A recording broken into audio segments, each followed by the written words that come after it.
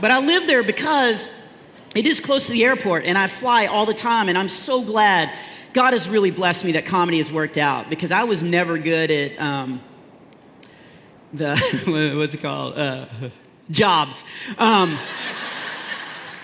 No, it's not that I'm not good at jobs. I couldn't get a job because, and adults back me up, when you go for a job interview, they ask some dumb questions, right? And God made my brain where if I think of a funny thing and I think of a wise thing, you're gonna get the funny thing. I wasn't even prepared. I walked in the first job interview. They go, "Where do you see yourself in 10 years?" I go, "Still obeying the voices in my head."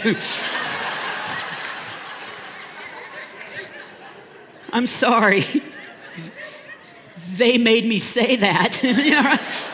There's just too many funny answers, right? Like, why did you leave your last job? Restraining order, you know.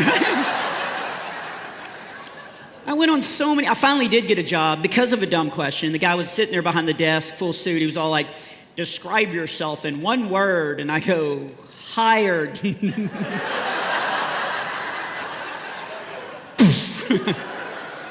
So I did. Before I did comedy, I worked at Sam's Wholesale Club. I don't know if you guys have them, but yeah, that was the best week. No, I got fired, and it was not my fault. My boss came over. I was testing out a mattress, and he woke me up and fired me. And one job interview, I actually interviewed for the post office, and all my friends are always like, "What? You wanted to work for the post?" I was like, "Yeah, sometimes I enjoy moving slowly." And but they asked me that question. They go, "Why did you leave your last job?" And I go, "They found the bodies." So they hired me.